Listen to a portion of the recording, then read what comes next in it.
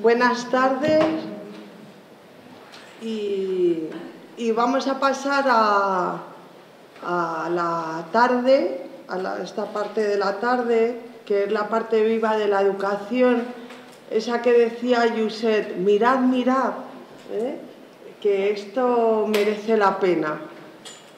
Pues vamos a presentar tres experiencias educativas muy diferentes, pero que tienen en común que son pequeñas semillas dentro de la escuela establecida, que tratan de crear algo nuevo, quizás una escuela del alma, ¿no?, que intenta promover esa formación integral. Otro aspecto que tienen en común las tres experiencias es que han sido llevadas a cabo por tres personas vocacionadas, con mucha vocación en la educación, esta vocación tan necesaria hoy en el mundo. Y se han comprometido con su vida, con su profesión, a construir una sociedad más justa y más libre.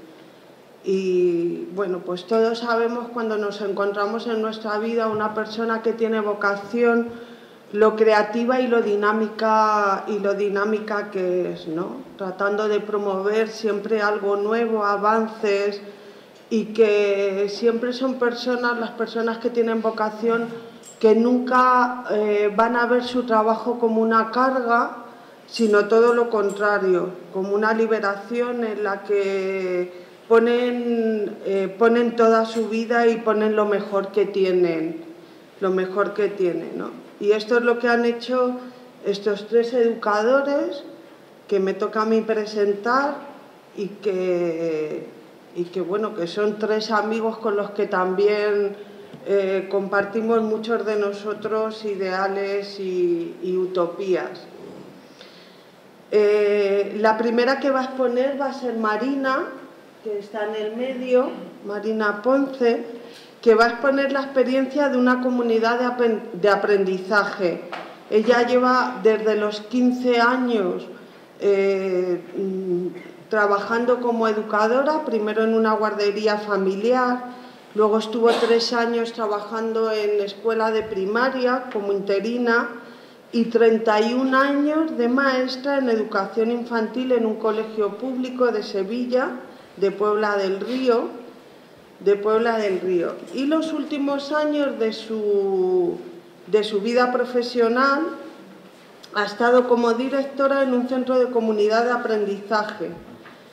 Está casada, madre de 3 hijos y abuela de 4 nietos, con lo cual sigue su labor educadora, ¿no? Y como decía ella, dice lo de está jubilada, pero bueno, entre comillas, ¿no? Porque tiene muchísimo más trabajo que cuando estaba en la escuela. Gemma, que está a mi lado, es psicopedagoga, ha trabajado también en varios centros educativos, pero ella ahora está en un instituto de Cataluña que se llama, por esto, por idiomas que se me dan mal, en un instituto de Cataluña en el departamento de orientación, llevando los cursos de tercero, de cuarto de la ESO y de bachillerato, nada más y nada menos. Es también responsable de un grupo de muchachos y muchachas que se llama Carlo Acutis y que aquí están algunos de ellos también preparándose vocacionalmente. Y va a exponer la experiencia de sistema de apoyo entre iguales. Y Óscar, la experiencia que va a poner es la de la radio en la escuela. Y él tiene de formación es ingeniero civil, hizo el máster de gestión y dirección en la escuela, pero de vocación es educador y toda su trayectoria profesional, bueno, pues ha sido desde la educación. Empecé en una academia universitaria dando clases, luego junto con su mujer María Luisa pusieron una academia también y trabajó como autónomo. Y con un grupo de educadores y también amigos pusieron en marcha la escuela Iqbal Masih, que en otro momento también podríamos hablar de ella. Ha trabajado como profesor de secundaria y tuvo la oportunidad de ser profesor visitante en Estados Unidos y estar durante un año. Fue director del Colegio San José de Santander, que le dio la oportunidad de llevar 17 colegios, está ahora coordinando 17 colegios, porque es el director de una fundación que se llama Eduquere, ¿no? Eso es. Y bueno, pues ahí está casado también y tiene 3 hijos y bueno, pues todos coinciden en que están casados con 3 hijos.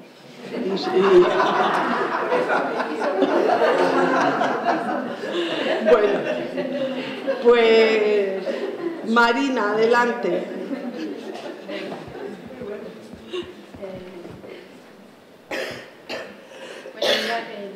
Se lo decía antes a Marimar y a Manolo, que es muy difícil en 20 minutos explicar, no solamente explicar lo que es una comunidad de aprendizaje, sino... ¿Utilizo este? Ah, vale. Por Dios, cuánto. Que explicar en 20 minutos la experiencia en comunidad de aprendizaje, que además fue para mí una experiencia estupenda. Yo en la Puebla del Río he estado 5 años. Yo trabajé en otros colegios. Me vine a la Puebla del Río porque quería trabajar en una comunidad de aprendizaje y ahí es donde yo me fui formando.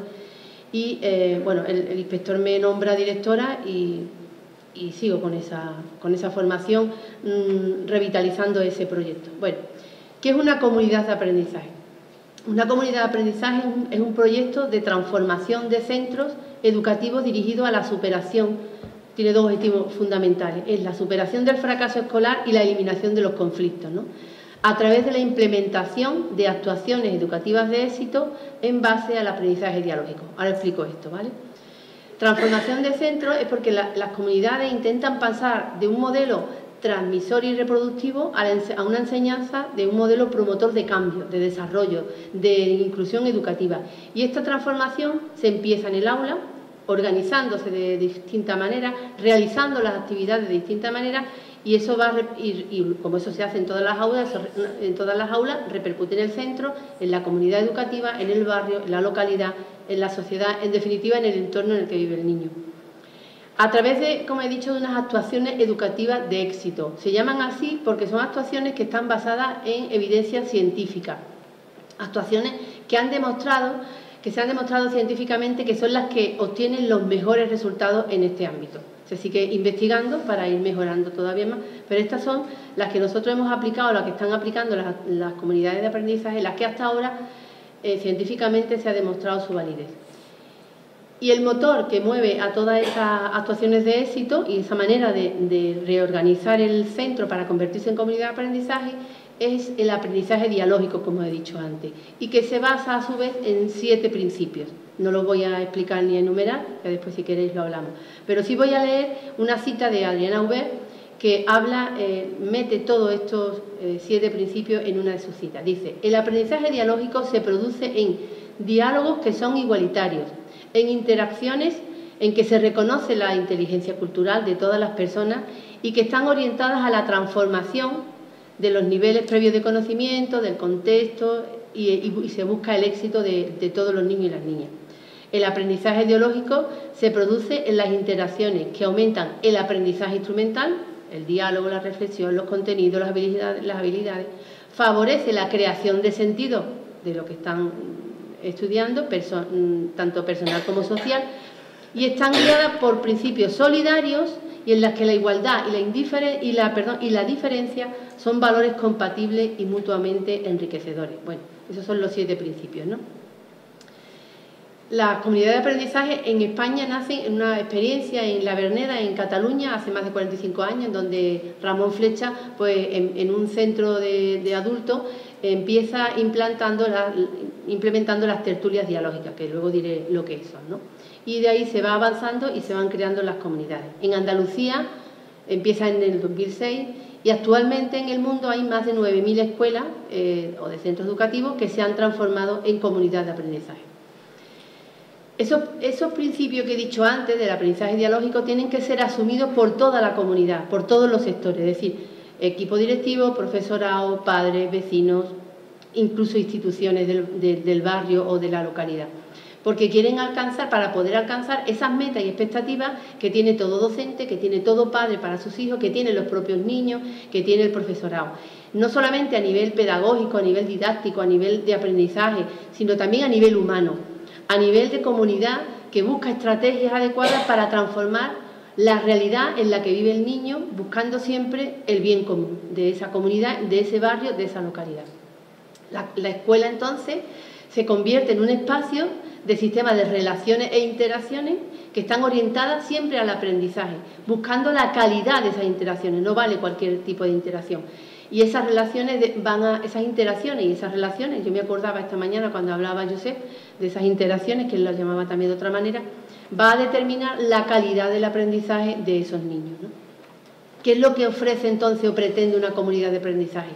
Pues pretende ser una escuela inclusiva, que persigue la transformación social, como hemos dicho. El centro no se adapta al contexto en el que está insertado, trata de transformarlo para el bien de ese mismo contexto, que persigue el éxito educativo de todo el alumnado. Uno de los lemas de comunidad es: queremos para estos niños lo mismo que querríamos para nuestros hijos, evitando el fracaso escolar.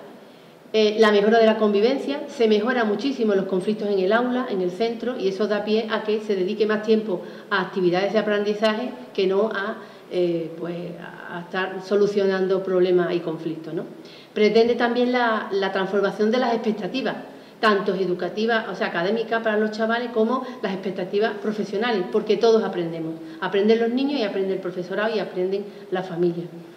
Y luego también sufre una transformación en la relación escuela-familia, mediante la participación activa en la gestión y en el aprendizaje de esa comunidad. Por tanto, el aprendizaje dialógico es el marco teórico, ¿no?, que funciona. La comunidad científica internacional en los campos de la sociología, de la pedagogía y de la psicología nos indican, nos aseguran que las interacciones entre personas a través del diálogo son el elemento clave que hace posible que se produzca el aprendizaje. Decía Castel que actualmente lo que aprende un niño o una niña cada vez depende menos de lo que aprende en el aula. Está mucho más relacionado, o sea, su aprendizaje parte más de su relación con el aula, la relación entre el aula, el domicilio y la calle, ¿no? Pero ¿cómo se convierte un centro educativo, cualquier centro educativo, puede ser de infantil, de primaria, de instituto, o sea, de IES y tal, cómo se convierte en comunidad de aprendizaje? Tiene que pasar por 5 fases. La primera es una fase de sensibilización. Mi colegio, por ejemplo, pues se plantea la posibilidad de convertirse en comunidad de aprendizaje, no lo tiene claro, pero claro, tampoco tenemos conocimiento y tenemos que pasar por la fase de sensibilización, en donde la mayor parte del claustro, si es posible todo, hacen una jornada de formación sobre el proyecto. En esa jornada pues nos formamos sobre las bases científicas en las que se basa ese proyecto, cuáles son las actuaciones educativas de éxito que se van a llevar a cabo y cuáles son los procesos de transformación que van a surgir en el centro. La segunda sería que para convertirse en comunidad de aprendizaje, más del 80% del profesorado tiene que aceptar ese proyecto, si no, no se lleva a cabo. Una vez que más del 80% del claustro dice que sí, eso se presenta al proyecto. Se hace un proyecto, se presenta a la comunidad educativa en una asamblea a todas las familias, normalmente lo aceptan porque se le plantea cuáles son los bienes que va a recibir nuestro centro y por tanto sus niños, y se hace un pacto de compromiso con esa familia, indicándoles que sin su colaboración, sin su participación, el proyecto no se puede llevar a cabo. Luego viene la tercera fase, que sería la fase del sueño. Toda la comunidad educativa sueña. Y entonces, a través de una serie de actividades, de jornadas, en nuestro centro estuvimos 3 días, con fiestas en la calle, en el centro, repartimos a los chiquillos, y los chiquillos se los llevaban a casa, unos papelillos, ¿no?, donde tenían que escribir qué tipo de colegio querían. qué querían mejorar en el que tenemos o qué les gustaría poner, quitar, eliminar, mejorar, cualquier cosa, todo lo que ellos quisieron. Se recogen todos esos sueños, nosotros los colocamos en un mural, muy bonito, era un mural enorme de una pared mayor que esa, en donde pintamos un mar y un faro. Entonces, todos los peces y los barcos estaban dirigidos hacia ese faro, que era la llegada a ser comunidad de aprendizaje, ¿no? Quien nos guiaba, ¿no? Bueno, eso fue como nosotros lo montamos. Luego está la cuarta fase, que es la selección de prioridades, es decir, una comisión mixta que está formada por profesorado, familia y alumnos, cogen todos los sueños y los clasifican para ver cuáles son los que predominan. En nuestro colegio concretamente predominaban los relacionados con infraestructura, mejoras del centro, de algo que nos gustaba o que quería mejorar, de convivencia, porque había conflictos, y el de festejo y actividades en el centro. Y se crean 3 comisiones mixtas de trabajo, que se llaman. Las 3 formadas, como he dicho, profesorado, familia y alumnos. Y se planifica, es la última fase, que es la planificación tanto de las actuaciones educativas de éxito que se van a ir implementando, no tienen por qué implementarse todas a la vez, se pueden implementar poco a poco las que se puedan ir implementando, y también empieza a trabajar las comisiones mixtas de trabajo. ¿Qué hace una comisión mixta de trabajo? Se encarga de todos los sueños que le ha tocado por su comisión,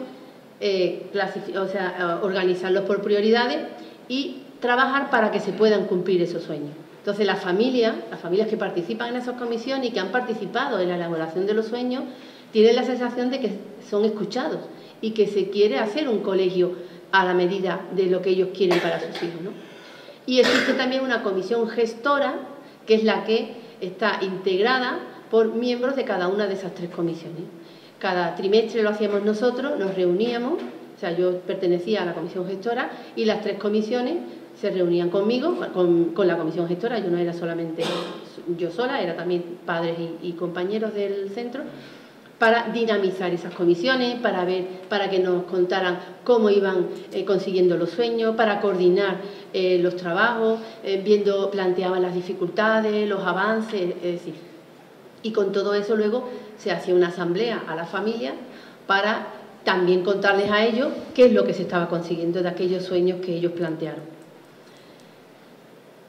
Y se implementan entonces las actuaciones educativas de éxito. ¿Cuáles son esas actuaciones de éxito? Bueno, ya, si os acordáis, dijimos que había 2 objetivos fundamentales en comunidades, que es el aumento del aprendizaje y evitar el fracaso escolar, y la mejora de la convivencia. Pero tenemos otro gran objetivo también que conseguir, que es mayor participación, implicación y colaboración de la familia. Entonces nosotros nos planteamos esos 3 objetivos. ¿Cómo intentábamos, qué tipo de actuaciones de éxito colaboran o facilitan ese aumento de los aprendizajes? Pues son los grupos interactivos. Es una de las actuaciones que más se llevan a cabo en las comunidades de aprendizaje. Consiste en que, imaginaros una clase de 20 niños, el maestro o la maestra lo que hace es dividir la clase en 4 grupos heterogéneos, es decir, en cada grupo tiene que haber niños con más, menos capacidades, con dificultades, grupos heterogéneos. Se sientan alrededor de 4 mesas, cada uno, y en esa mesa hay también un adulto voluntario, puede ser un padre, una madre, un abuelo, un voluntario de la universidad, un chaval del instituto, que nosotros también lo hemos tenido, etcétera, etcétera. En cada mesa el tutor ha puesto una actividad. Empiezan a hacer la actividad, cada uno la que le ha tocado, y a los 15 minutos el tutor da la señal de que se acaba el tiempo y pasa el grupo de la mesa 1, pasa a la mesa 2 y así sucesivamente hasta que han pasado por los 4 grupos y por tanto han hecho las 4 actividades. Eso dura aproximadamente como 1 hora, entre 1 hora y media, dependiendo si son de infantil, de primaria, más mayorcitos, etcétera. La periodicidad tendría que ser mínimo 2 veces en semana los grupos interactivos, pero claro, para eso hace falta muchos voluntarios, ¿no? ¿Y cuál es el papel del voluntario? No es otro maestro más en el aula. El voluntario tiene que procurar dinamizar Puede ser incluso una abuela analfabeta la que esté en el grupo interactivo. No tiene por qué saber de la materia, porque lo que tiene que provocar es dinamizar, provocar interacciones, diálogo, hacer que uno ayude al otro, creando roles, ¿no? Por ejemplo, pues mira tú, ¿por qué no tutorizas o por qué no ayudas a tu compañero que no le está saliendo el trabajo? Fomenta la cooperación, etcétera, etcétera. Otra actuación de éxito es las tertulias dialógicas, que pueden ser literarias, pedagógicas, de música, de ciencia, de todo, ¿no? Las que nosotros llevamos a cabo en nuestro centro fueron literarias y pedagógicas. Las literarias las llevaban a cabo fundamentalmente los niños con sus tutores, niños con padres también, padres y madres me refiero, o las pedagógicas fundamentalmente las llevaban el profesorado. ¿Y cuál es el contenido de esas tertulias? En el caso de las tertulias literarias, eran obras de la literatura universal, obras que por su calidad han sido reconocidas universalmente y no vale cualquier lectura. En infantil, por ejemplo, yo trabajaba, cuando eran más pequeñitos, 3 y 4 añitos, trabajaba los cuentos infantiles, los cuentos tradicionales, y en 5 años trabajábamos alguna obra clásica pero adaptada, ¿no? Como era El Quijote y El Lazarillo de Tormes. Se elige un libro, se elige con qué periodicidad va a ser la tertulia, si cada semana, cada 15 días. En esa primera reunión se decide qué página o qué capítulo se va a leer en casa. Los más mayores lo leen en casa, los más pequeñitos se lo leen los padres. Entonces ellos tienen que elegir, sobre todo los mayores, eligen una frase de eso que han decidido leer, una frase, un párrafo, una idea, y tienen, para que el día que llegan a la tertulia, tienen que decir por qué han elegido o por qué le ha llamado la atención de ese párrafo, de esa idea, ¿no? Cuando llega el día de la tertulia, pues el moderador le da la palabra a uno de los niños, ese niño expresa lo que he dicho y a partir de esa idea que él ha elegido empieza un diálogo.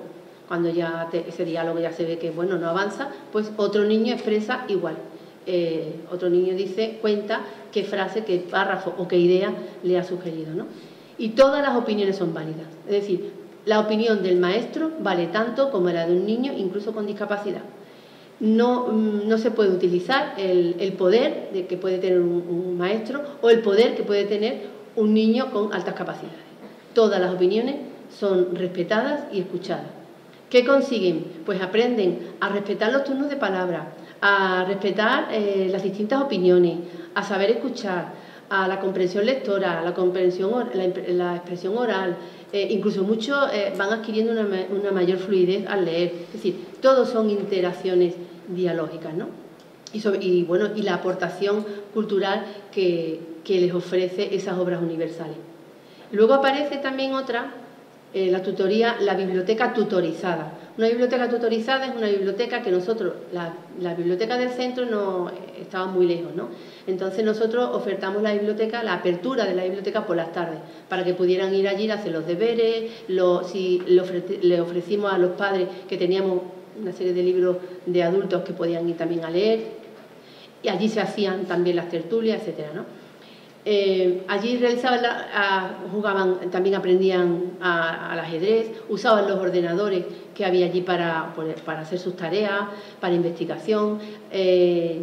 Teníamos una actividad cada 15 días que era cuentacuentos, que lo hacían los padres o los maestros, y videoforum, que alternaba cada 15 días. Entonces, en esas bibliotecas tutorizadas había algunos chiquillos que les encantaba el tema de hacer los carteles anunciadores, y ellos lo hacían a lápiz y papel, ¿no? Y luego eso se difundía por todo el centro, incluso llevaban algunas copias a algunas tiendas del barrio para decirle lo que iba a haber en el centro, etcétera, etcétera. Se fomenta así interacciones, no solamente, o sea, se fomenta interacciones entre alumnados de los diferentes niveles, porque van niños de segundo, con tercero, con quinto, con sexto, se ayudan entre ellos a las tareas, a los deberes, y también la relación con el voluntario adulto que está allí con ellos, que tiene el mismo papel que los grupos interactivos, dinamizar esas interacciones, ayudarles en las tareas, ¿no? Otra actividad que también pusimos en práctica fue el apadrinamiento lector. Eso consistió en que nosotros dividimos el centro en la mitad, ¿no? Y entonces los niños de sexto iban un día a la semana, por ejemplo, si mi clase era de 3 añitos, con mis niños de 3 añitos, se iban al patio y nosotros los acompañábamos, y cada niño de sexto le contaba un cuento, le leía un cuento a un niño pequeño, ¿vale? Y siempre era el mismo tutor, o sea, el mismo padrino, ¿no? Ellos le llamaban sus padrinos, ¿no?, de lectura. Y eso, los dos tutores nos poníamos de acuerdo para elegir en la semana qué día y qué hora siempre era esa actividad. Luego está el tema de la mejora de la convivencia. Hay un modelo que se está implementando en la mayoría ya de las comunidades de aprendizaje, que se sigue investigando y que se sigue mejorando, que es el modelo de prevención y resolución dialógica de conflictos. Es muy largo, ¿no? ¿Qué objetivo tiene? Violencia cero desde 0 años. No es un modelo mediador y tampoco un modelo autoritario. Un modelo autoritario donde el adulto es el que escucha la situación, juzga e impone un castigo. Se basa todo en el diálogo. Bueno, pues ese proceso, para llevar a cabo ese modelo dialógico, el profesorado tiene que estar muy bien formado, porque eso tiene una fase y hay que hacerlas bien para que dé el resultado que se espera, ¿no? Y es lento. Es decir, antes nosotros, cuando hay un conflicto en la clase, tú aquí a la pared, tú te vas a tu casa, tú no sé qué, ¿no? Se acabó el conflicto, pero no arregla el problema. Entonces el modelo dialógico lo que pretende es prevenir y ir mejorando esas actitudes. En mi colegio, por ejemplo, cuando hicimos el proceso de ir metiéndonos en ese modelo, lo primero que se hace es elegir un lema, y el nuestro fue: respétame, ponte en mi lugar. Ya después, si queréis, os cuento cómo toda la comunidad educativa eligió ese lema. Todos participaron. Ese lema se trabaja en las clases, se hacen murales, se pone por todo el colegio, se hacen acrósticos, etcétera, etcétera. Se deciden las normas entre todos los niños de una clase, qué normas son las que ellos quieren que se cumplan y cuáles son las sanciones posibles que se le podría aplicar a alguien que no las cumple. Se constituye dentro de la clase lo que se llama el club de valientes. Se le llama el club de valientes a todos los niños de la clase, y son valientes porque defienden al débil, porque denuncian la injusticia, no son considerados chivatos porque denuncian una injusticia, respetan, son niños del club de valientes porque respetan las normas y los derechos de las demás, y ante un conflicto, pues ellos lo que hacen es que dialogan y toman la decisión de qué sanción merece esa persona, ese amigo, ese compañero, que se ha saltado una norma que él también contribuyó a elegir, ¿no? Entonces se expulsa del club de valientes, pero no se le discrimina, porque ahora la clase tiene que hacer un trabajo de recuperar a ese compañero. Ahora, el compañero tiene que reconocer que no ha cumplido una norma que fue elegida entre todos y tiene que proponer también algo para enmendar ese error. Tiene que cambiar su actitud. En el momento que cambia su actitud, vuelve a entrar en el club de los valientes. Eso es una de las cosas que peor llevan, que lo saquen del club de los valientes. Y en infantil, sobre todo. Y luego ya, en el tercer objetivo, que es la mayor participación de la familia, pues ya lo habéis visto. No me voy a extender porque ya lo habéis visto. Participan en las comisiones mixtas, en los grupos interactivos, en las tertulias, en el voluntariado de la biblioteca tutorizada, etcétera, etcétera, etcétera. En la elección de la norma. Entonces, finalmente, y ya estoy terminando, comprender que todos los principios del aprendizaje dialógico se van tejiendo con la práctica, ¿no? Poquito a poco, y que cuando trabajas un principio estás fortaleciendo a los demás. Lo que sí es importante es que todas las actuaciones de éxito estén bien consolidadas, que no sean un sucedáneo, que sigan esa rigurosidad científica de la que hablábamos al principio, porque si no, no da el resultado que eso tiene, ¿no? Pero, y la comunidad de aprendizaje, el centro, cuando se está convirtiendo en comunidad de aprendizaje, sufre como una especie de metamorfosis, llamémosle, ¿no? En donde hay dos pasos. Uno es el protagonismo, pero no es un protagonismo individualizado o egocéntrico, sino todo lo contrario. Lo que busca es un protagonismo dialógico, donde el objetivo radique en que todos los miembros de la comunidad participen en cómo activar de manera activa en la educación, participen en la detección de las necesidades, en la búsqueda de soluciones, en la toma de decisiones y en la puesta en marcha de esas decisiones. Es un protagonismo horizontal, ¿no? Basado en la fuerza de los argumentos, no por votaciones, no. Y entonces buscar esos espacios de diálogo permanente para organizar los recursos que tiene el centro. Y el segundo paso es el compromiso. Una comunidad de aprendizaje funciona cuando quienes componen esa comunidad adquieren una firme responsabilidad con quienes la conforman. Es decir, todos responsables de todos. Entonces, el compromiso de aplicar las actuaciones de éxito, de la búsqueda de resultados educativos y sociales, en fin, todo ese compromiso. Los dos juntos son necesarios llevarlo a cabo no solamente por el equipo directivo, como hemos dicho, sino toda la comunidad. Se implica equipo directivo, maestros, alumnado, familia, instituciones, la sociedad en general. Ya. ¿Ya? Pues,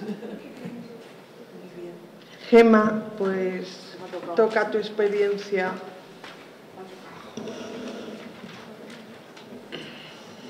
Que es sistema de apoyo entre iguales. Bueno, pues nada, como ha dicho Marimar, bueno, como ya nos conocemos no me vuelvo a presentar, pero sí deciros que, bueno, para un poco enmarcar el tema de lo que voy a explicar, como ya he dicho que soy orientadora educativa en un instituto de educación secundaria y bachillerato en Cataluña. Claro, yo no sé cómo se organizará el tema de ser un orientador en otras comunidades, pero porque, bueno, por lo que yo hablo con otra gente, un orientador en un centro muchas veces está visto como una figura que tiene su despacho, van allí los alumnos, le pegan una chapa de orientación y luego se van para su clase. Nosotros en Cataluña, los orientadores que forman parte de la plantilla, es como un profesor de biología, matemáticas. Entonces, nuestra jornada está dividida, para que así entendáis cómo voy a encuadrar. Media jornada hacemos docencia y la otra media jornada pues nos dedicamos a coordinaciones con servicios externos, planificación, asesoramiento de profes, atenciones individuales a los alumnos. Pero esa parte de docencia sí que nosotros también la articulamos un poco, evidentemente, en relación con esto que os he dicho, pero también en este caso, pues viendo un poco las necesidades del centro, intentamos hacer propuestas, ¿no?, de docencia. En este caso, lo que yo os explicaré estará ahí dentro de este ayuda entre iguales, que ahora os diré.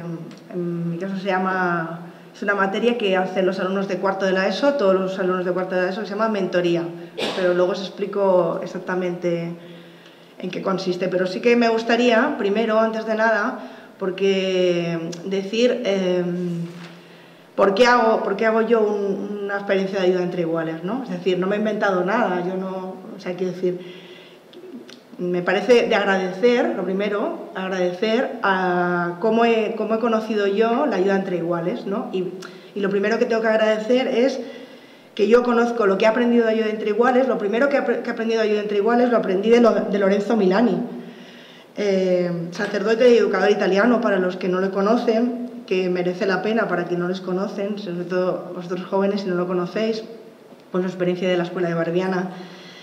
Y es lo primero que aprendí yo sobre la ayuda entre iguales, ¿no? 3 cosas que quería destacar que me han ayudado en mi trayectoria de Milani. Es primera su lema educativo de Me Importa, ¿no? Es decir, una educación comprometida con los demás, en la que no es una metodología, porque realmente para Milani la ayuda entre iguales no es una metodología como tal, sino realmente un principio moral, ¿no?, de llegar a preocuparse unos por otros y apoyarse, ¿no? Luego también otra de las cosas que destaco es que él concebía la educación como un acto colectivo, ¿vale? Todos trabajaban para elevar el nivel de todos. Idealmente el progreso de un alumno se medía por la ayuda que daban sus compañeros, ¿no? Si conocéis, pues era así. Y luego la figura del educador, ¿no?, como una figura que ayudaba realmente a sus alumnos a aprender unos de otros. Pues esto lo tengo que agradecer aquí, gracias a eso, que con algunos de mis compañeros que estáis aquí, amigos, pues lo aprendimos, ¿no? Así. Y otra cosa que también aprendí sobre la ayuda entre iguales fue cuando, bueno, me llamó la atención cuando llegué a Cataluña, gente que trabajaba una metodología que se llama aprendizaje-servicio, que en principio no se había introducido dentro de las escuelas. Ahora ya lo ha adaptado, por lo menos allí, lo ha adaptado, pero anteriormente no. Y entonces era gente que trabajaba sobre este tema, el aprendizaje-servicio. Pues bueno, intenté formarme y aprender de ellos sobre qué entendían por esto, por esta manera de trabajar, ¿no? El aprendizaje servicio, por los que no lo conocen, pues es una metodología en la que intenta combinar el aprendizaje de una habilidad o un contenido para ponerlo en servicio a la comunidad, ¿no? En práctica al servicio de la comunidad. Bueno, dicho esto, que era un poco pues saber por qué estoy aquí también, un poco, porque no es que yo me haya inventado nada, pues empiezo con esta experiencia que digo que es la mentoría, ¿no? La mentoría consiste en que todos los alumnos de cuarto de la ESO, bueno, yo planteo mi instituto y digo, mirad, voy a hacer una materia que la voy a encajar dentro de esta, pero que la voy a cambiar el nombre, que es una hora a la semana, y ahora la voy a llamar mentoría, ¿vale?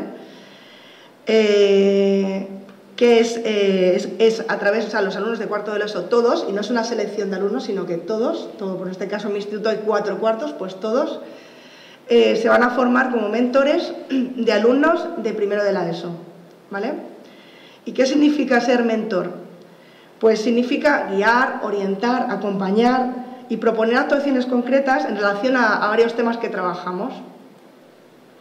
Aunque el acompañamiento de estos alumnos de cuarto a los alumnos de primero se desarrolla durante todo el año, en diferentes, que eso no voy a entrar porque en diferentes momentos, sí que nosotros hacemos 3 sesiones de mentoría durante el año.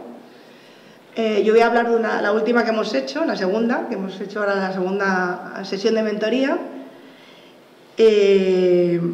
Concretamente para deciros un poco el tema, cómo se articula, para aterrizar un poco, porque si no, para que lo podáis entender. Yo sé que yo voy a intentar explicarlo porque hacerlo se me da bien, explicarlo, quizás a lo mejor lo voy a intentar lo mejor posible, ¿vale? Bueno, os digo, la primera parte para estas 3 sesiones de mentoría, la primera parte consiste en una formación sobre el tema que vamos a trabajar, ¿vale? Entonces, los alumnos de cuarto reciben esta formación, que esta formación se la doy yo, ¿vale? Entonces, nos formamos para poder analizar el tema y poder dar propuestas de actuación, que es una de las claves fundamentales que nosotros vemos. Entonces, ¿cómo nos formamos? Pues en este caso, el último tema que hemos tratado es sobre el tema de la diferencia entre conflicto, que los conflictos son inherentes a cualquier convivencia, ¿vale? Y el maltrato, ¿no? Sobre el tema del maltrato entre compañeros. Y entonces, pues, ¿qué hemos hecho para formarnos? Bueno, pues hemos leído artículos, hemos estado viendo noticias, hemos estado viendo informes, para poder determinar exactamente los temas que queríamos tratar, ¿no? Sobre qué hablamos cuando hablamos conflicto, qué hablamos cuando hablamos maltrato, qué consecuencias tiene, qué papel tiene cada uno, bueno, cosas de estas, ¿no? Entonces, como realmente lo que queremos hacer es una labor de prevención, ¿vale? Porque eso es una de las cosas que hacemos, tenemos que primero partir de esa formación, ¿vale? Para analizar qué sabemos sobre eso y realmente ellos convertirse en expertos de ese tema, porque ahora tienen que acompañar, asesorar, guiar a los alumnos más pequeños, ¿no? Vale, ¿cómo preparamos? Esta es la primera parte, ¿no? Entonces, ahora pasamos a la siguiente parte, que sería la creación de esa intervención que vamos a hacer. Ellos, como alumnos de cuarto de la ESO, van a intervenir en primero de la ESO. Entonces, esa se tiene que preparar. Se prepara, o sea, hacemos 4 equipos en una clase, imaginar, ¿vale? O sea, que trabajamos en equipo, no actuamos individualmente. Y 3 partes muy fundamentales. Primero, ¿qué objetivos queremos conseguir? Eso es muy importante. ¿Qué vamos a hacer allí con los alumnos de primero? ¿Qué queremos conseguir, ¿no? O sea, realmente cuál es nuestro fin, nuestra finalidad. Luego, planificamos unas actividades para conseguir esos objetivos, ¿vale? Y, por último, los alumnos también preparan la última parte, que es, ellos tienen que recoger qué valoración hacen los alumnos de primero de su intervención dentro de su clase. Que no sé si voy media prisa, pero bueno, luego ya me pararé. A continuación, cuando ya tenemos la sesión preparada, pues ya vamos a hacer la mentoría. Realmente esto es un pollo muy importante, porque los que estamos en un instituto o una escuela, ya sabéis que el marco horario y todas las clases están como muy encorsetadas. Entonces, proponer algo que se salga de ese marco, de esa clase, es complicado, ¿no? Entonces necesitas Bueno, yo en este caso necesito la complicidad de esos profesores de primero de la ESO en los que voy a invadir su clase con mis alumnos de cuarto para poder hacer allí una intervención a sus alumnos de primero, ¿vale? Y además decirles, me cedes tu clase y te vas, porque además te vas a poner de observador, porque aquí quien va a actuar son mis alumnos, no vas a actuar tú, ¿no? Y eso pues necesita de esa historia. Pero bueno, se realiza la mentoría, esta sesión de mentoría con ese encaje de bolillos, en grupos también, es decir, esos 4 grupos, imaginar que yo esa clase de cuarto la he dividido en 4 grupos, entra en una clase de primero que también tiene 4 grupos. O en todo caso, algunas veces juntamos 2 clases de primero para que los grupos sean más numerosos. Eso ya, ¿vale? Para que ese grupo de cuarto pues actúe con más alumnos, porque si no quedan muy poquitos alumnos para poder actuar. Muy bien, pues realizamos la mentoría durante 1 hora de una sesión. Y la semana siguiente, porque yo los veo una vez a la semana, tenemos una revisión de esa actuación, tanto de la preparación previa que hemos hecho como de la actuación misma, ¿vale? Y esa revisión se tiene que hacer tanto a nivel individual como a nivel de equipo. Y luego además, obligado, propuestas de mejora. ¿Vale? ¿Qué podemos mejorar? Porque evidentemente viendo también la valoración que han hecho los alumnos, cómo se han visto ellos, pues lo hacemos. Muy bien. ¿Qué más? Vale,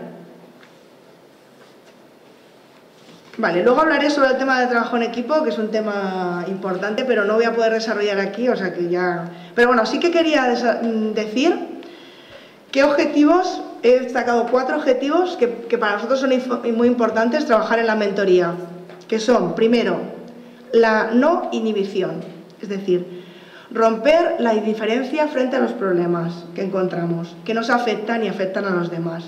Es decir, siempre nos planteamos en la mentoría qué podemos hacer.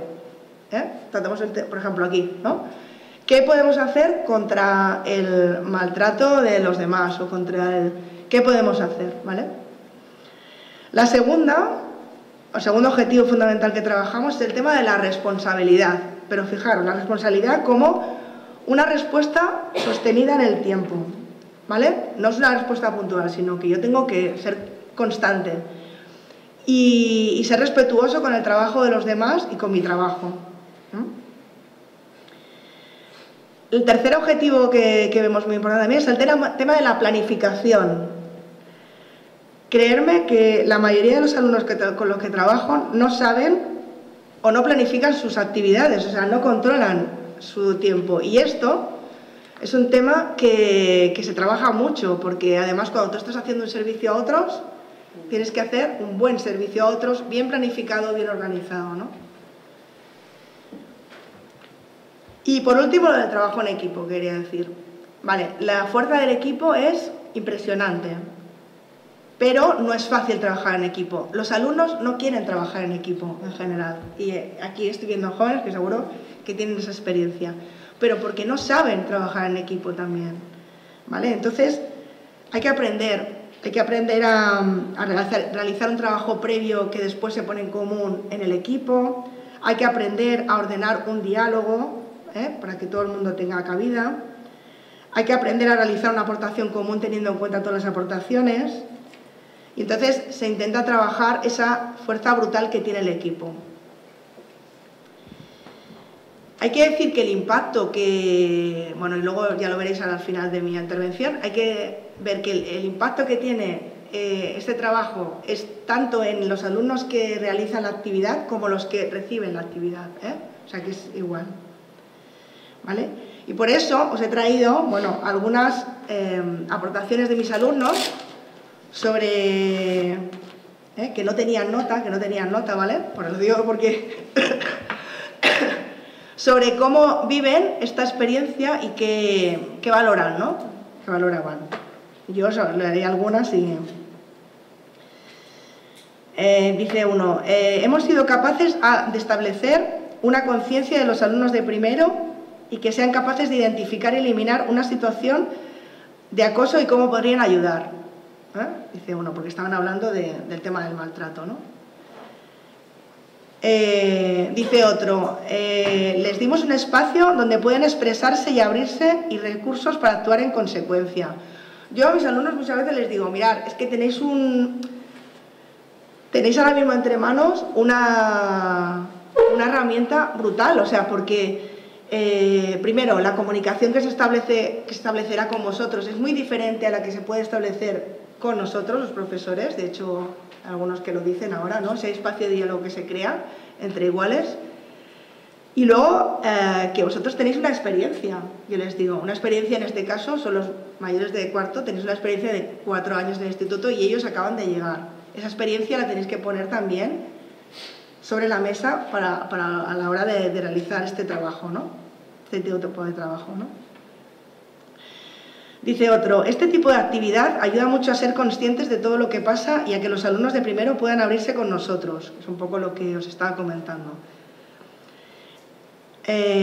Haciendo estas actividades, los alumnos de primero de ESO pueden reflexionar sobre el tema de manera grupal e individual.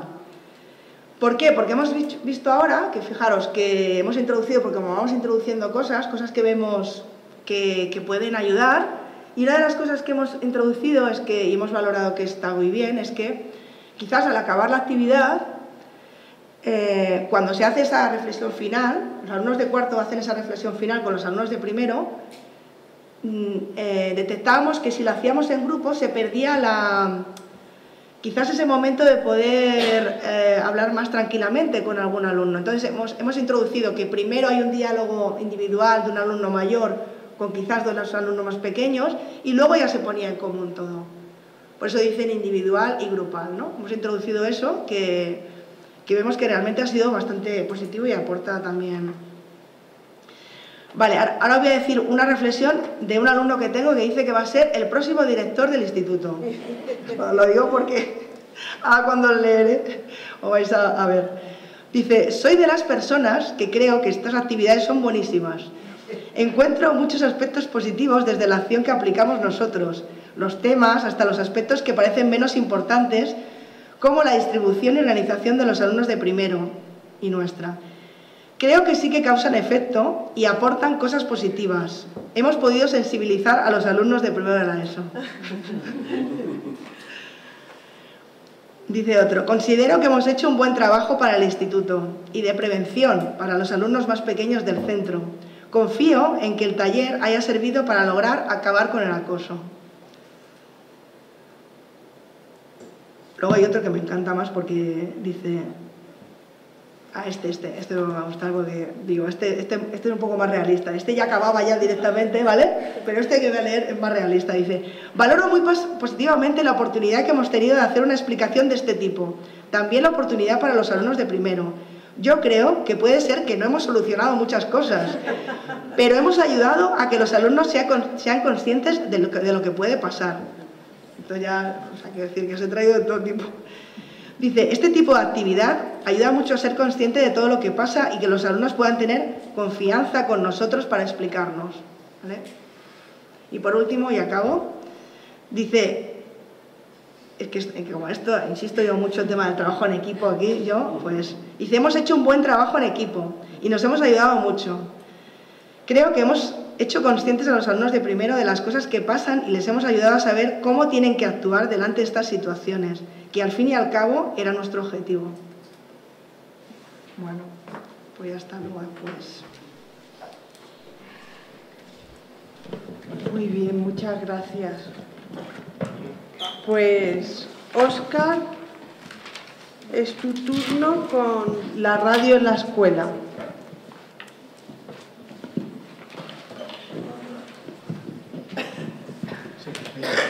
Llega bien, ¿no? Sí.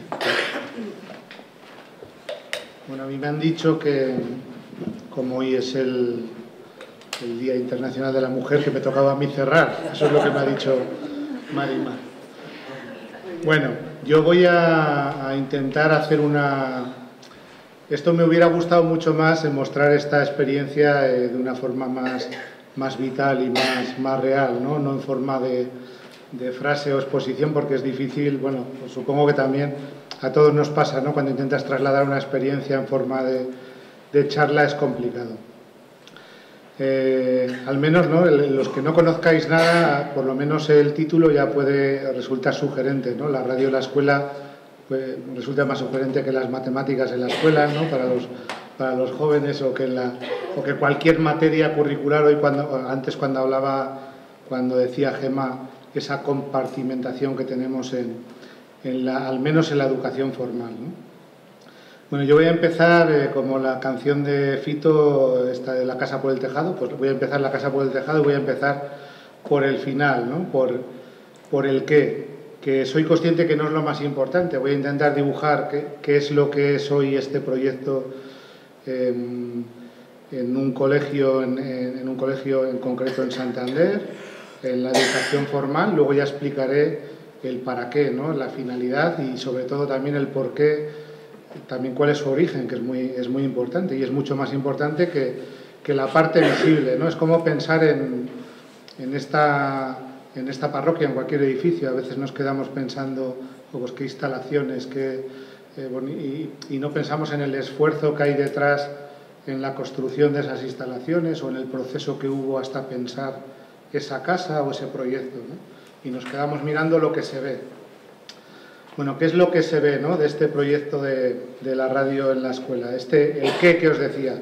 Y me voy a apoyar también ya que ha mencionado Gemma a Milani, ¿no? Tenía una frase Milani que creo que viene a ser, seguro que Manolo la sabe mejor, ¿no? No sé si es exactamente así. Dice, a menudo me dicen o me preguntan qué hay que hacer para hacer escuela y yo le respondo cómo hay que ser para ser escuela, ¿no? Y para hacer escuela. Bueno, ese qué, ¿no?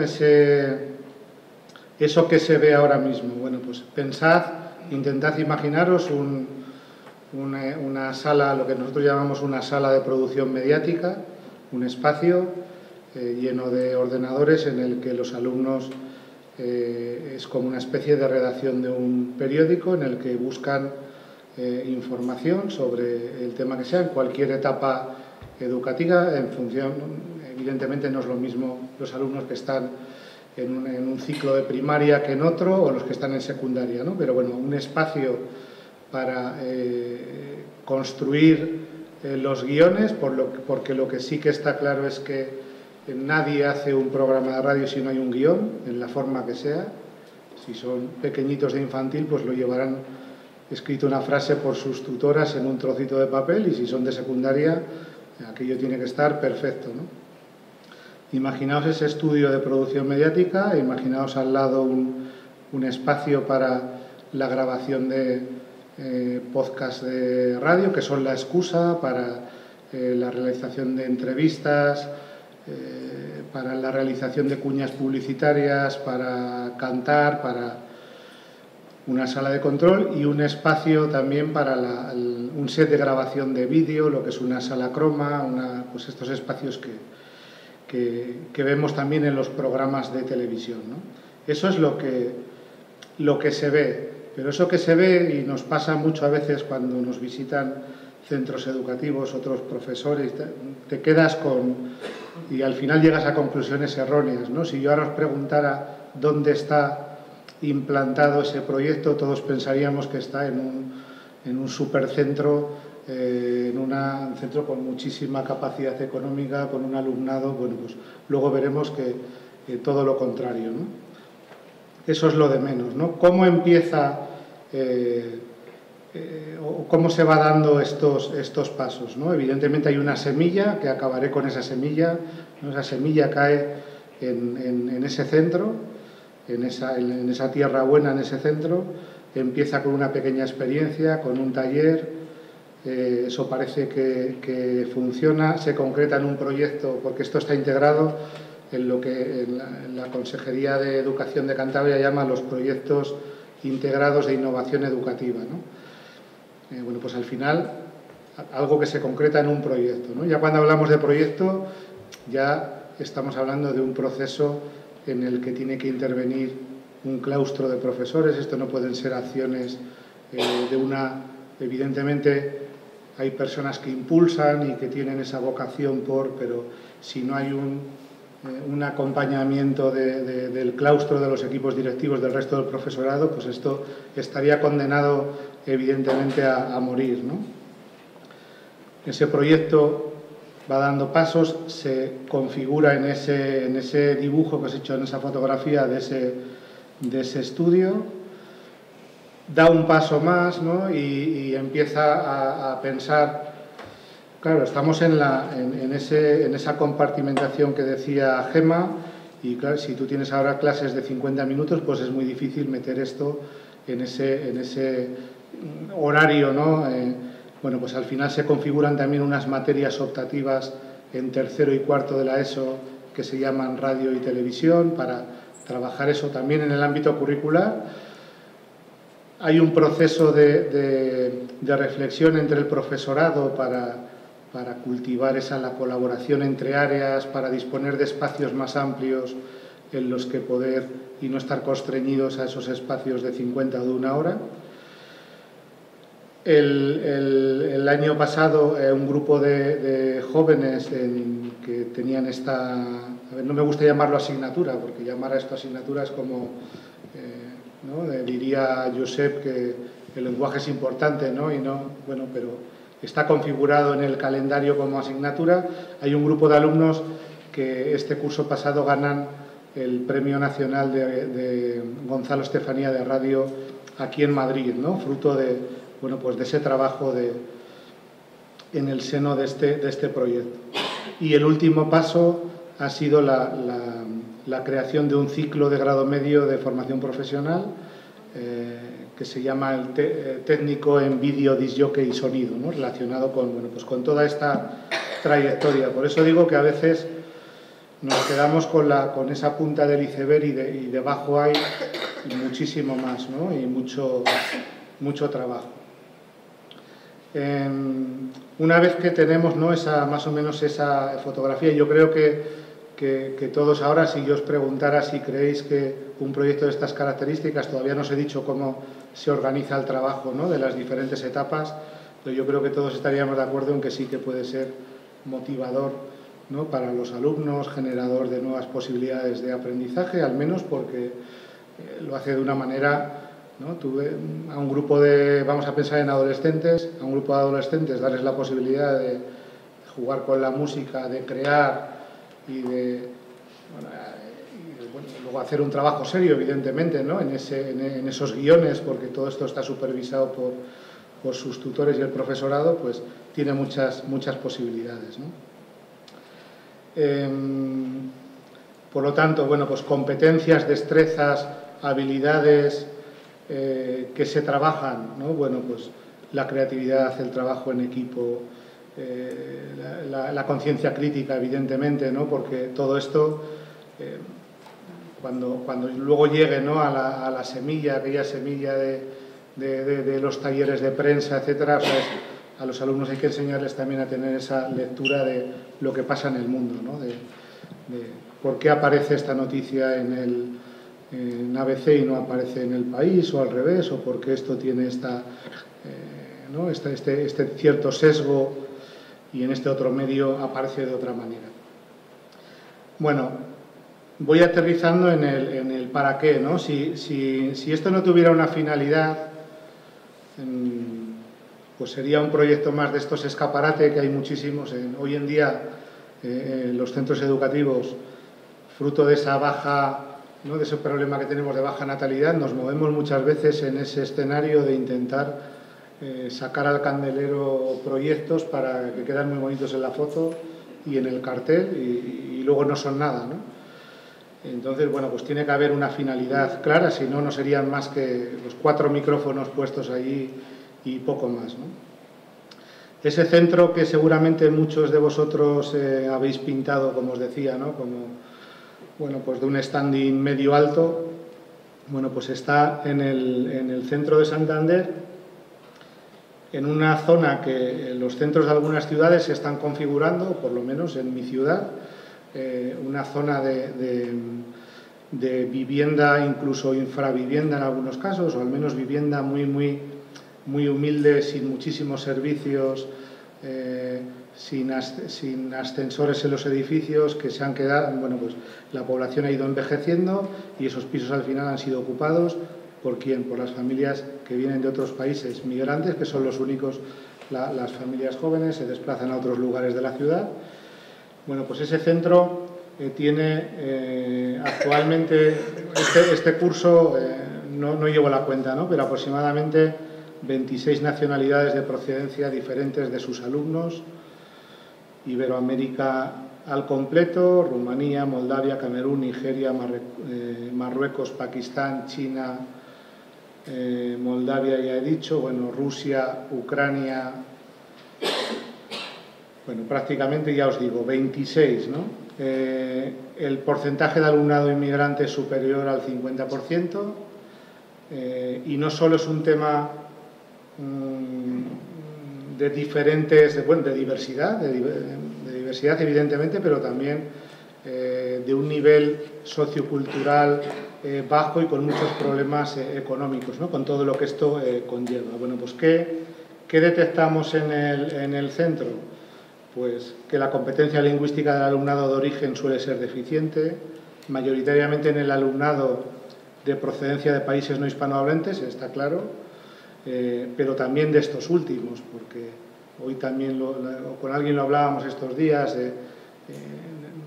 no hablamos siempre, o sea, aunque hablemos el castellano, muchas veces las palabras no significan lo mismo, ¿no? Las diferencias curriculares existentes entre el sistema educativo del país de origen y el de acogida son muy grandes. Por lo general, muchas veces, no siempre, pero estamos hablando de 1 año o 2 años de desfase curricular. La movilidad, ¿no? Lo que nos pasa mucho también es que llega alumnado en cualquier momento del curso. Este año os puedo decir, desde fuera de la escolarización ordinaria, entre septiembre y el mes de ahora que estamos en marzo, pues pueden haber entrado 90 alumnos nuevos. Eso es un porcentaje altísimo en cualquier momento del curso y en cualquier etapa, incluso en cuarto de la ESO, ¿no? La historia académica del alumno en muchos casos es incompleta, es discontinua, y especialmente estos 2 años después de la pandemia, pues ahí sí que se notó muchísimo, ¿no?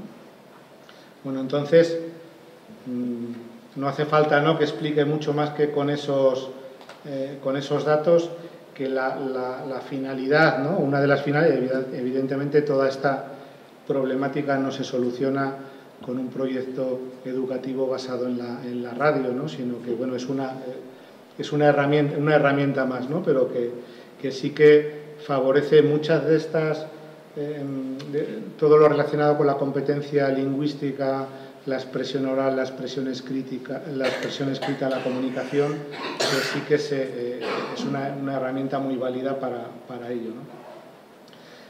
Además de esa necesidad por esa problemática, lo que os decía, ¿no? O sea, hay unos objetivos muy claros en el proyecto, que son mejorar esa comprensión lectora, el desarrollo del hábito lector, dinamizar el uso de la biblioteca, comprender y estructurar de forma organizada los textos. A ver, muchas de los estándares que ha intentado medir PISA o cualquier otras evaluaciones externas en los que siempre o muchas veces fallamos, ¿no? Pues con proyectos de este cariz pues intentamos dar respuesta, ¿no? La expresión escrita, como os decía antes, no podemos pensar en la elaboración hemos realizado, bueno, programas de todo tipo, ¿no? O sea, desde entrevistas, pues de conocer a profesionales, porque también uno de los objetivos del proyecto era que la escuela fuera más allá lo hemos dicho también muchas veces, ¿no? Y también forma parte de la pedagogía de Milani, mucho más allá de sus muros, ¿no? Que tenga una relación con su entorno, con el barrio, con las asociaciones que se mueven alrededor, con las familias, ¿no? Que las familias también puedan. Entonces, cuando hablaba, ¿no?, de la expresión escrita, es importante ese guión, es importante esa selección, esa el resumir la información, el redactar un informe, en preparar una entrevista, ¿no? Como hacía Manolo hoy con Josep. Bueno, pues otro de los aspectos, ¿no? Hemos dicho la expresión escrita, la expresión oral. Pues desarrollar la competencia prosódica, la entonación, el ritmo. No es lo mismo preparar una entrevista que un noticiario. Potenciar la capacidad de argumentar en una postura, en un debate, pero luego había una serie de objetivos, ¿no? Que van mucho más allá. Todo parece que se queda en el área lingüística, ¿no? Hay otra serie de objetivos que son mucho más profundos y que en algunos coincidimos con el resto de experiencias, ¿no? Que al final queremos promover el éxito educativo de todos los alumnos, ¿no? De los que pensad en esas diferencias, en esos grupos con alumnado tan diverso, pues siempre vas a tener al que es muchísimo más vivaraz y si cogería el micrófono y no dejaría intervenir a ninguno de los otros, ¿no? Y al que hay que impulsarle y hay que darle ese protagonismo y bueno, pues eso, impulsar también la colaboración de todos, ¿no? Fomentar la creatividad, aprender a ejercer la libertad de expresión, potenciar el sentido crítico del alumnado a través del debate, del diálogo, del análisis de temas concretos. Bueno, estos son ese para qué, ¿no? Esas finalidades. Y por último, ¿no? Antes de pasar luego me interesa casi más que, bueno, pues preguntas que podáis tener en cómo es la organización en ese marco de la educación formal de ese proyecto, el porqué, ¿no? Ese origen, esa semilla. A ver, si yo os preguntara aquí ahora a cada uno de vosotros el por qué estamos aquí hoy, pues sería igual difícil rastrear ese primer, ¿no? Porque al final es una sucesión de encuentros, ¿no? De encuentros con personas, yo sí me pongo a analizar el porqué de esta semilla. Yo tengo claro que es en el contacto con personas concretas, con militantes, por ejemplo, como Julián Gómez del Castillo, por citar, ¿no? Que son siempre respuesta a una vocación. Has conocido a alguien, te has encontrado con alguien, hemos estado en cientos de horas de reflexiones, de diálogos entre nosotros, y siempre, ¿no? Algo queda ahí en esas reflexiones que un día pues te impulsa a decir, bueno, ¿cómo puedo poner yo mi vocación profesional al servicio del bien común, ¿no? Que es lo que así empezábamos estas jornadas de profesionales por el bien común. O sea que yo tengo claro que esta semilla que empieza en Torremocha de Jarama hace ya muchos años, que también allí era fruto también de una necesidad, ¿no? En aquel caso, en el ámbito de la educación no formal, había un grupo para los que no conozcáis, bueno, pues el proyecto de la Escuela Solidaria de Balmasí, un grupo de jóvenes que durante pues unos cuantos años, ¿no? El movimiento estuvo realizando allí ese proyecto educativo. Yo estuve allí del 2005 al 2011, todavía después estuvo unos años en marcha. Y bueno, pues en aquel caso que nos decantamos por la educación no formal, por cubrir esas otras horas fuera de la escuela formal, pues bueno, pues sí que había un proyecto que tenía claro que la conciencia crítica de los alumnos, según esa pedagogía también de Milani, era muy importante, ¿no? Entonces había un taller de prensa que era muy potente, en el que los jóvenes que allí estaban bueno, pues cultivaban ese interés por leer el mundo de otra manera, y luego, bueno, pues aquello de alguna manera había que darle salida también de una forma creativa, ¿no? Y bueno, pues ¿cómo surge lo de la radio? Pues casi no lo sé ni yo, ¿no? O sea, sí que recuerdo un taller, recuerdo qué personas estaban en un fin de semana, y cómo el combinar un gusto, algo técnico, ¿no? O sea, yo era muy, bueno, pues me gustaba yo era de ese ámbito, ¿no? Del ámbito de la tecnología y tal. El tema de la música, unos micrófonos, organizar un taller y con ya el rodaje que tenían estos chavales, pues bueno, pues ves que surge una chispa y de, uy, aquí hay, no sé, hay posibilidad, ahí parece que esto motiva, y bueno, pues de ahí todos esos pasos ahí que se empezaron a dar en el seno de aquel proyecto y que después, bueno, pues se han ido o se han trasladado a otros, como hoy hablabais por ahí de fractales, ¿no? O sea, como cómo se van reproduciendo diferentes situaciones, ¿no? Pues bueno, pues esa semilla luego cae en este centro y se desarrolla de otra forma en el ámbito de la educación formal, ¿no?